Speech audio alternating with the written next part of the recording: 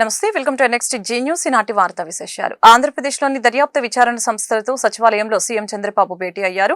ప్రస్తుతం రాష్ట్రంలో జరుగుతున్న పలు కేసుల విచారణ, వాటి దర్యాప్తునికి సంబంధించిన అంశాలపై సమీక్ష నిర్వహించారు. ఫైబర్ నెట్, మదనపల్లిలో ఫైళ్ల దగ్ధం, ఇసుక దోపిడీకి సంబంధించిన కేసులపై ఆరా తీశారు. మదనపల్లి ఫైల్స్ దగ్ధం కేసుపై సిఐడి విచారణ జరుపుతోంది. దీనికి సంబంధించి రాష్ట్రంలో చేపట్టిన చర్యలతో పాటు కేసు పురోగతిపై చంద్రబాబు అడిగి తెలుసుకున్నారు. దీనిపైన సీఎం వాకప్ చేశారు. మద్యం కుంభకోణం పైన సంబంధిత అధికారుల్ని చంద్రబాబు వివరాలు అడిగి తెలుసుకున్నారు. ఈ భేటీలో ప్రభుత్వ ప్రధాన కార్యదర్శి నీరబ్ కుమార్, డీజీపీ ద్వారకా తిరుమలరావు, హోంశాఖ ముఖ్య కార్యదర్శి Kumar Vishwajit, vigilance DG, CID chief హాజరయ్యారు. అక్టోబర్ 15 నుంచి పూర్తి స్థాయిలో ఇసుక అందుబాటులో ఉంటుందని మంత్రి కొల్లు రవీంద్ర వెల్లడించారు. పేదలందరికీ ఉచితంగా ఇసుక అందించి తీరుతామని, త్వరలోనే ఇసుక సమస్యని పరిష్కారం అవుతుందని మంత్రి తెలియజేశారు. వర్షాకాలంలో వరదల దృష్ట్యా ఇసుక త్రవ్వకూడదని ఎన్జీటీ ఆదేశాల మేరకు రీచ్లను నిలిపివేశామని అన్నారు. బోట్మెన్ సొసైటీలోకి పట్టా భూముల్లో ఇసుక తవ్వకాలని కూడా చేపడతారని అన్నారు. దూర ప్రాంతానికి రవాణా ఛార్జీలు అధికం అవుతున్నాయనే సమస్యని పరిష్కరిస్తామని చెప్పారు. రాష్ట్రంలో గత ప్రభుత్వంలో చేసినటువంటి అరాచక వల్ల అన్ని వ్యవస్థలు కూడా దెబ్బతిన్నాయి. ఇవాళ వాటిని అన్నిటి కూడా ఒక్కొక్కటి ముందుకు తీసుకెళ్లే దాంట్లో భాగంగా ఉచిత ఇసుకని ప్రభుత్వం ప్రవేశపెట్టడం జరిగింది. ఏపీ శాండ్ మెకానిజం కూడా పోర్టల్ స్టార్ట్ చేసుకుని ఆన్లైన్లోనే బుకింగ్ చేసుకుని డెలివరీ ఇచ్చే కార్యక్రమాన్ని తీసుకుంటున్నాం. ప్రస్తుతం మాన్సూన్ సీజన్ అవడం వల్ల అక్టోబర్ 15 వరకు కేవలం స్టాక్ పాయింట్స్ లో మాత్రమే తీసుకెళ్లాలని, దానివల్ల కొద్దిగా దూర ప్రాంతాలు అవడం వల్ల ట్రాన్స్పోర్టేషన్ ఛార్జెస్ ఎక్స్ట్రా అవుతున్నాయి. రాబోయే కాలంలో అక్టోబర్ 15 నుంచి పూర్తిగా అన్ని రీచెస్ కూడా ఓపెన్ చేయడం జరుగుతుంది. కాబట్టి ఎవరైనా ఆ రీచెస్ నుంచి తీసుకెళ్లేదానికి అవకాశం ఉంటుంది. ఇదే కాకుండా పట్టా ల్యాండ్స్ కూడా ఇవాళ మేము జియో కూడా ఇవ్వబోతా ఉన్నాం. దాని ఆధారంగా సొంత పట్టా ల్యాండ్స్ ఉన్నటువంటి దాంట్లో కూడా ఇసుక తీసుకెళ్తే ఖచ్చితంగా అతి తక్కువ ధరకే శాండ్ అందించాలని రాష్ట్ర ప్రభుత్వం ఆలోచన. వాళ్ళు చేసినటువంటి అరాచకాల వల్లే ఇవాళ ఈ పరిస్థితి వచ్చింది. తిరుమల శ్రీవారి లడ్డు ప్రసాదంపై చంద్రబాబు చేసిన ప్రచారంపై సుప్రీంకోర్టు తీవ్ర ఆగ్రహం వ్యక్తం చేసింది. లడ్డూ కల్తీ జరిగిందన్న ఆధారాలు లేకుండా, పైగా దర్యాప్తు ఇంకా మొదలు కాకముందే మీడియా ముందుకు వచ్చి అలాంటి వ్యాఖ్యలు చేయడం ఏంటని నిలదీసింది. దేవుని రాజకీయంలోకి లాగొద్దంటూ చురుకులు అంటించింది. ఈ తాజా పరిణామాలపై వైఎస్ఆర్సీపీ నేతలు ఒక్కొక్కరు స్పందిస్తున్నారు. భారతీయ తత్వశాస్త్రంలో లౌకిక, అలౌకిక అంశాలతో పాటు కాస్మాలజీ, మెటాఫిజిక్స్ వంటి ఆధునిక శాస్త్రాలు కూడా ఉన్నాయని భారత మాజీ ఉపరాష్ట్రపతి ఎం వెంకయ్యనాయుడు తెలిపారు. నాగార్జున విశ్వవిద్యాలయంలో నిర్వహించిన సచ్చిదానంద మూర్తి శత జయంతి వేడుకలకి ఆయన ముఖ్య అతిథిగా హాజరయ్యారు. అనంతరం ఆయన మాట్లాడారు. చైతన్యం, జ్ఞాన సముపార్జన అంశాల్లో భారత్ ప్రపంచంలోనే చాలా దేశాల కంటే ముందంజలో ఉందని తెలిపారు. ఆచార్య నాగార్జునుడు, ఆది శంకరాచార్యులు, బుద్ధుడు, పోతులూరి వీర బ్రహ్మేంద్ర స్వామి వంటి వారిని భారతీయ తత్వానికి మూల పురుషులుగా అభివర్ణిస్తారు. ఆ తర్వాత కాలంలో జిడ్డు కృష్ణమూర్తి, సర్వేపల్లి రాధాకృష్ణన్తో పాటు కొత్త సచ్చిదానంద మూర్తి భారత తత్వశాస్త్రాన్ని విశ్వవ్యాప్తం చేశారని కొనియాడారు. భారతీయ మూలాల్లోకి వెళ్తే మన తత్వశాస్త్రాన్ని నేటి తరానికి అందించిన మహనీయుడు సచ్చిదానంద మూర్తి అని తెలిపారు. తన వ్యాసాల ద్వారా, తన ప్రసంగాల ద్వారా ఈ జాతికి మళ్ళా తిరిగి పునర్వైభవం కల్పించే పాత ఆలోచనలు గుర్తు చేసే మహామనిషి మన ఆచార్య కొత్త సచ్చిదానందమూర్తి గారు. ఈ భూమండలంలో కోట్లాను కోట్ల జీవరాశులు ఉన్నాయి. ఈ జీవరాశులన్నింటిలో ఉత్కృష్టమైన జీవరాశే మనిషి. మిగిలిన జీవులకు మనిషికి ఉన్న ప్రధానమైన తేడా ఇది ఎప్పుడు గుర్తుపెట్టుకోవాలి మనం. ఈ చైతన్యం కారణంగానే నాగరికత వికసించింది, విస్తరించింది. లౌకిక, అలౌకిక సంస్కరణలు జరిగాయి. విజ్ఞానం పరిడవిల్లింది. ఒకప్పుడు భారతదేశాన్ని విశ్వగురు అనేవాళ్ళు. ప్రపంచం నలుమూల నుంచి విద్యార్థులు నలంద, తక్షశిల, విక్రమశిల అలాంటి విశ్వవిద్యాలయాలకు వచ్చి చదువుకొని విజ్ఞానాన్ని పొంది వెళ్ళారని చెప్పి చరిత్ర చెప్తూ ఉంది మనకి. ఆ తర్వాత ఈ పాశ్చాత్యులు, ఇంగ్లీష్ వాళ్ళు వచ్చి మన దేశం మీద దాడి చేసి మన దేశాన్ని దోచుకొని, సంపదను దోచుకొని, కొంతమంది మన నాయకుల యొక్క మనసులు కూడా దోచుకొని, సంపద దోచుకోబోయారు కానీ మనుషుల యొక్క మనసు కూడా దోచుకోరు కొన్ని. ఎందుకంటే ఇంగ్లీష్ వాళ్ళు గొప్పవాళ్ళని, మనమంతా చాలా తక్కువ వాళ్ళమని, ఇంగ్లీష్ భాష చాలా గొప్పదని, ఇంగ్లీష్ వేషం చాలా గొప్పదని, ఇంగ్లీష్ వాళ్ళందరూ పెద్ద నాయకులని, రాబర్ట్ క్లైవ్లు, లేకపోతే అలెగ్జాండర్లు. కానీ మన దేశంలో పుట్టిన మన అల్లూరు సీతారామరాజు, మన యొక్క వీరపాండ్య కట్టబొమ్మన్, మన ఛత్రపతి శివాజీ మహారాజ్, మన యొక్క మహారాణా ప్రతాప్, మన రాణి ఝాన్సీ లక్ష్మీబాయి, మన రాణి రుద్రమ్మ, మన కొమరం భీం, ఇలా అనేక మంది ఉన్నారు. వాళ్ళ గొప్పతనాన్ని వాళ్ళు తెలియజేయలే. ఎందుకంటే వాళ్ళ గొప్పతనం చెప్పి వాళ్ళ ద్వారా మనల్ని పరిపాలించారు. గుంటూరు చుట్టుగుడ్డ సెంటర్లో వేంచేసి ఉన్న శ్రీ పోలేరమ్మ తల్లి దేవస్థానం 21వ శ్రీదేవి శరన్నవరాత్రి మహోత్సవాలు అక్టోబర్ 3వ తేదీ నుంచి 12వ తేదీ వరకు వైభవంగా ప్రారంభం కానున్నాయని ఎమ్మెల్సీ లీలాపిరెడ్డి, అడక శ్రీనివాసరావు, అంగడి శ్రీనివాసరావు తెలిపారు. చుట్టుగుంట పోలేరమ్మ తల్లి దేవస్థాన భక్త బృందం శ్రీదేవి శరన్నవరాత్రుల ఉత్సవ కమిటీ ఆధ్వర్యంలో ప్రతి సంవత్సరం ఈ ఉత్సవాలను ఘనంగా నిర్వహించుకుంటామని పేర్కొన్నారు. సోమవారం ఆలయ ప్రాంగణంలో ఏర్పాటు చేసిన మీడియా సమావేశంలో దసరా శరన్నవరాత్రుల మహోత్సవాల ఆహ్వాన పత్రికని ఎమ్మెల్సీ లీలాపిరెడ్డి అలాగనే ఉత్సవ కమిటీ సభ్యులతో కలిసి ఆవిష్కరించారు. ఈ సందర్భంగా ఎమ్మెల్సీ మీడియాతో మాట్లాడారు. ఈ ఉత్సవాల్లో అమ్మవారు ప్రతిరోజు ప్రత్యేక అలంకరణతో భక్తులకి దేదీప్యమానంగా దర్శనమిస్తారని చెప్పారు. అలాగే ప్రతిరోజు ఆధ్యాత్మిక కార్యక్రమాలతో పాటు సాంస్కృతిక కార్యక్రమాలు ఉంటాయని వెల్లడించారు. ఈ కార్యక్రమంలో ఉత్సవ కమిటీ సభ్యులు, కార్పొరేటర్లు అడక పద్మావతి, ఆచార వెంకటరెడ్డి, కాండ్రకొండ గురువయ్య, ఎర్రం కృష్ణారెడ్డి, భవనం శ్రీనివాసరెడ్డి, కుమ్మర చంద్రశేఖర్ ప్రసాద్, సాంబిరెడ్డి, రామకృష్ణ తదితరులు పాల్గొన్నారు. ఒక ప్రత్యేకత కలిగినటువంటి దేవాలయం చుట్టుకుంట పోలేరమ్మ తల్లి దేవస్థానం. ఎందుకంటే సహజంగా ప్రతి గ్రామానికో ప్రతి పట్టణానికో దేవతలు, గ్రామ దేవతల పేరుతోనో మనం ఎప్పుడు కూడా పూజిస్తూ ఉంటాం.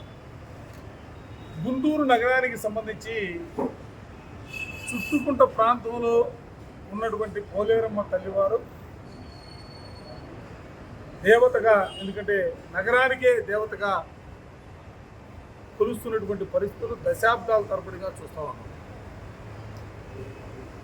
నవరాత్రి మహోత్సవాలకు సంబంధించి 21 సంవత్సరాల కిందట ప్రారంభించినటువంటి ఈ ఉత్సవాలు 8 మంది కమిటీతో ప్రారంభమైతే ఇప్పుడు 86 మంది కమిటీ సభ్యులు. ఒక చిత్రమైనటువంటి వాతావరణం ఏంటంటే ఇందులో ఈ కమిటీలో అన్ని కులాల వారికి సంబంధించి, అన్ని మతాల వారికి సంబంధించి కూడా ఈ ఉత్సవ కమిటీలోనూ సభ్యులుగా ఉండి కులాలు, మతాలు, ప్రాంతాలన్నీ కూడా పక్కన పెట్టి అందరికీ కూడా, ఎందుకంటే ఒక నమ్మకం, ఒక విశ్వాసం, అమ్మవారి పూజలు ప్రారంభమైనటువంటి రోజులు, నవరాత్రి ఉత్సవాలు ఈ ప్రాంతంలో ప్రారంభించిన రోజు నుంచి కూడా ఈ ప్రాంతంలో ఒక ప్రశాంతమైనటువంటి వాతావరణం. ఈ ప్రాంతానికి సంబంధించి అందరూ కూడా కులాలు, మతాలు అన్నీ కూడా మరిచి అందరూ కూడా అన్నదమ్ములుగా కనబడుతున్నటువంటి పరిస్థితులు ఉన్నాయంటే అమ్మవారి ఆశీస్సుల వల్లనే అది సాధ్యమైందనేది అందరూ కూడా బలంగా నమ్ముతున్నటువంటి వ్యక్తులుగా మేమందరం కూడా ఉన్నాం. ఈ ఉత్సవాల్లో కూడా చుట్టుకున్న ప్రాంతానికి సంబంధించినటువంటి భక్తులే కాకుండా నగరానికి సంబంధించి జిల్లాలో ఉన్నటువంటి వేలాది మంది, ప్రతిరోజు కూడా వేలాది మంది భక్తులు ఇక్కడికి వచ్చి కార్యక్రమాల్లో పాల్గొని, ఎందుకంటే ప్రతిరోజు కూడా ప్రత్యేకమైనటువంటి కార్యక్రమాలు కూడా కొనసాగుతూ ఉంటాయి. ఆ కార్యక్రమాల్లో పాల్గొని అమ్మవారి ఆశీస్సులు పొందే పరిస్థితులు చూస్తూ ఉన్నాం. రేపు 3వ తారీఖు నుంచి ప్రారంభమై 12వ తారీఖు వరకు కూడా ఈ ఉత్సవాల్ని పెద్ద ఎత్తున అందరూ కూడా కలిసి, ఇది ప్రత్యేకించి ఒకళ్ళు వాళ్ళను వీళ్ళను కూడా అందరూ కూడా ఈ ప్రాంతంలో ఉన్నటువంటి అందరూ కూడా కలిసి అందరూ కూడా ఈ ఉత్సవాలను పెద్ద ఎత్తున నిర్వహిస్తున్నటువంటి పరిస్థితులు. భక్తులందరూ కూడా విజ్ఞప్తి చేస్తా ఉన్నాం. అందరూ కూడా ఈ ఉత్సవాల్లో భాగస్వాములు కావాలని అందరినీ కూడా మనస్ఫూర్తిగా గుంటూరు నగర ప్రజలకి దేవి నవరాత్రుల శుభాకాంక్షలు. మా చుట్టుకుంట పోలేరమ్మ తల్లి దేవస్థానం నందు గత 21 సంవత్సరాల నుంచి కూడా అత్యంత వైభవంగా గుంటూరు నగరంలోనే ఒక ప్రతిష్టాత్మకంగా దేవి నవరాత్రులు కులాలకు, మతాలకు అన్ని అతీతంగా ఈ ఉత్సవం అమ్మవారి దర్శనానికి వేలాదిగా భక్తులు చేస్తుంటారు.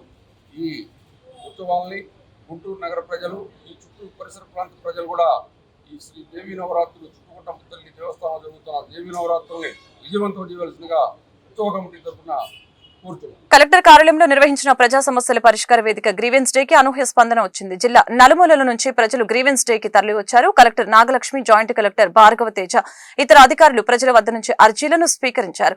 పింఛన్లు, రేషన్ కార్డులు, భూముల సర్వే, భూముల వివాదాలు, అధికారుల నిర్లక్ష్యంపై అధికంగా ఫిర్యాదులు అందాయి.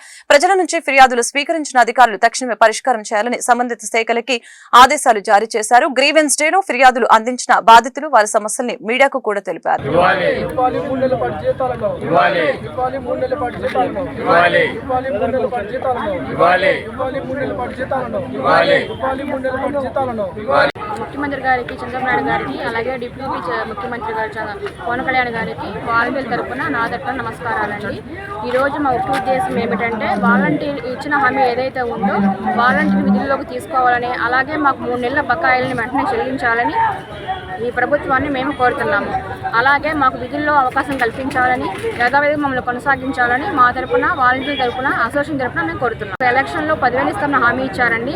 రాజీనామా చేసిన వాళ్ళని వదిలేసి మిగిలిన వాళ్ళ వరకైనా మాకు అవకాశం కల్పించాలని మేము కోరుకుంటున్నామండి. కాంట్రాక్ట్ అవుట్సోర్సింగ్ ఉద్యోగులకి కనీస వేతనం 26,000 రూపాయలు అమలు చేయాలని సిఐటియు రాష్ట్ర కార్యదర్శి దయా రమాదేవి డిమాండ్ చేశారు. అలాగే వీరికి ఉద్యోగ భద్రత కల్పించాలని అన్నారు. మహిళా ఉద్యోగులకి ప్రత్యేక రక్షణ చట్టం అమలు చేయాలని అన్నారు. కేంద్ర రాష్ట్ర ప్రభుత్వ ప్రైవేట్ సంస్థలలో పనిచేయుచున్న కాంట్రాక్ట్ అవుట్సోర్సింగ్ పర్మనెంట్ ఉద్యోగ కార్మికుల సమస్యల్ని పరిష్కరించాలని డిమాండ్ చేశారు. ఈ సందర్భంగా రమాదేవి మాట్లాడారు. కాంట్రాక్ట్ అవుట్సోర్సింగ్ ఉద్యోగులు కార్మికుల చేత వెట్టి చాకరీ చేస్తున్నారని మండిపడ్డారు. ఏపీలో ఈ విధానం ఎందుకు అమలు కావటం లేదని పాలకుల్ని ఈమె నిలదీశారు. కార్యక్రమంలో సిఐటియు నేతలు వై నేతాజీ, దండ లక్ష్మీనారాయణ, ముత్యాలరావు, కె శ్రీనివాసు, లక్ష్మణ్ తదితరులు పాల్గొన్నారు.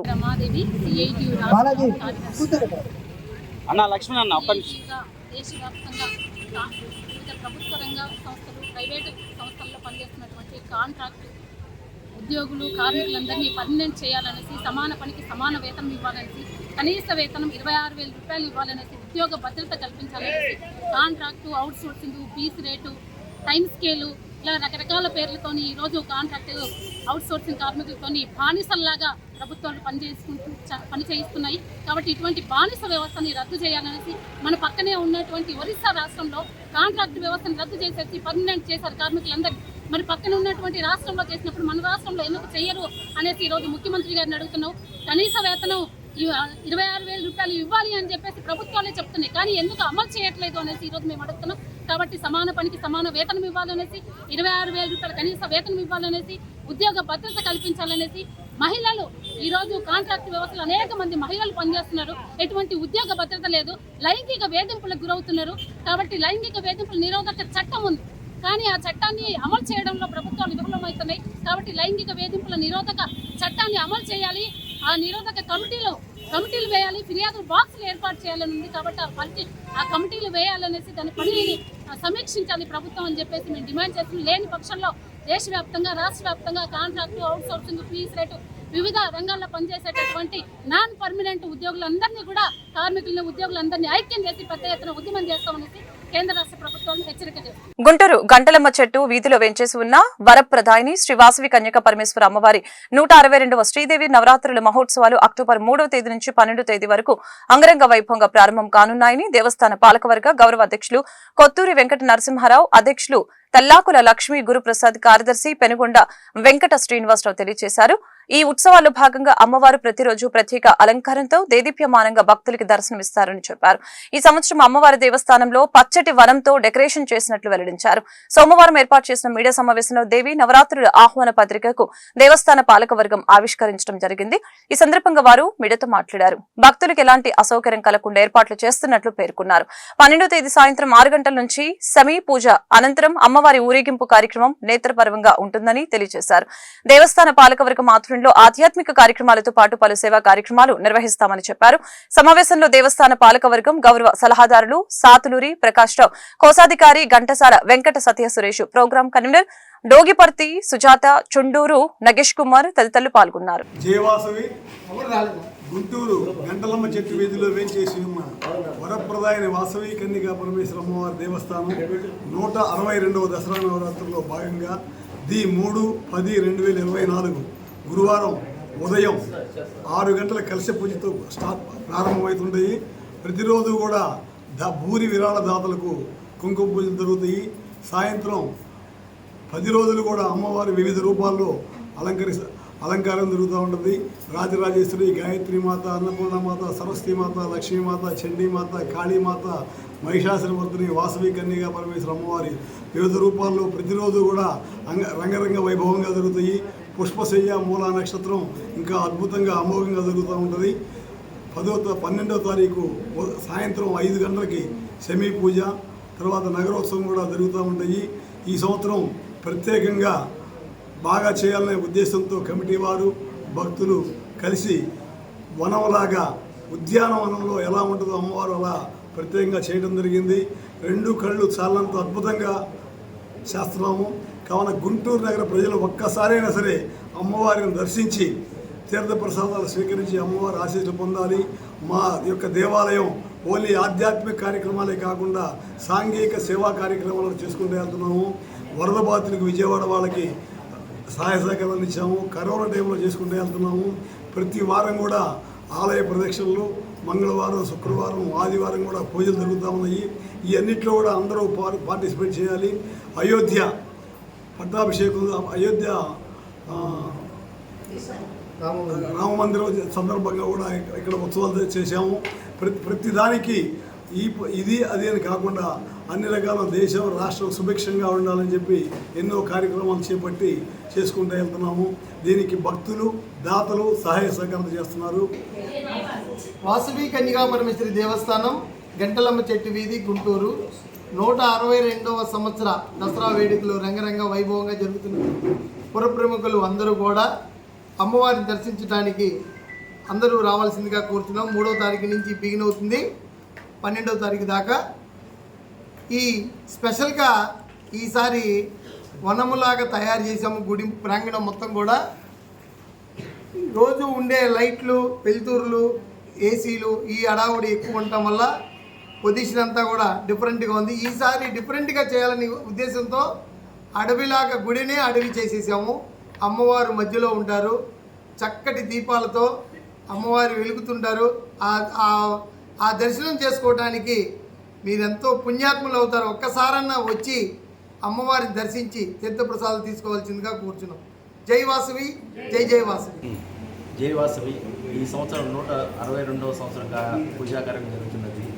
అమ్మవారు నవదుర్గగా అవతరించిన అమ్మవారు మన దేవస్థానంలో వనదేవతగా అవతరించారు. తప్పనిసరిగా భక్తులందరూ వచ్చి అమ్మవారిని దర్శించుకుని తీర్థప్రసాదాలు తీసుకోవాలని కోరుకుంటున్నాం. జై వాసవి. బ్రహ్మాండ నాయకి జగన్మాత జగజ్జనని ఆది పరాశక్తి దేవి నవరాత్రులంటే చిన్నారుల నుంచి వృద్ధుల వరకు అందరూ ఎంతో ఉత్సాహంగా ఎదురు చూస్తారు.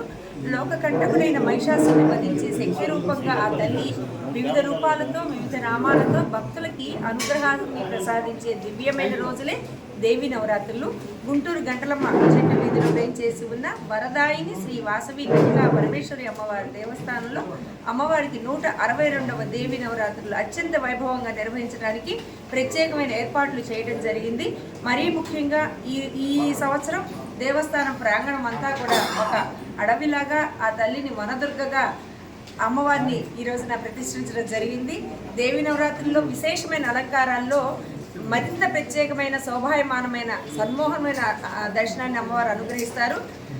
నగర ప్రజలందరికీ విజ్ఞప్తి చేస్తున్నాము, ప్రతి సంవత్సరం అత్యంత వైభవపేతంగా జరుగుతాయి. ఈ సంవత్సరం మరింత ప్రత్యేకంగా నిర్వహించడానికి భక్తులకు ఎటువంటి అసౌకర్యం కలగకుండా ప్రత్యేకమైన ఏర్పాట్లు కూడా చేయడం జరిగింది. దేవస్థానంలో విశేషమైన అలంకారంలో విశిష్టమైన వరప్రదాయిని భక్తుల కొంగు బంగారంగా విరాజిల్లుతున్న వాసవి కన్యకా పరమేశ్వరి అమ్మవారు. విశ్వ హిందూ పరిషత్ ఆధ్వర్యంలో గుంటూరు కలెక్టర్ కార్యాలయం ఎదురు ధర్నా కార్యక్రమం నిర్వహించారు. అనంతరం గుంటూరు కలెక్టర్ కార్యాలయంలో కాన్ఫరెన్స్ హాల్లో ప్రజా సమస్యల పరిష్కార వేదిక కార్యక్రమంలో కలెక్టర్ కి అర్జీ అందజేశారు. ఈ సందర్భంగా హిందూ ఐక్య వేదిక కార్యదర్శి అనిల్ బెహ్రా మీడియాతో మాట్లాడారు. దేశవ్యాప్తంగా విశ్వ హిందూ పరిషత్ ఆధ్వర్యంలో ఈ రోజు ధర్నా నిర్వహిస్తున్నట్లు తెలియజేశారు.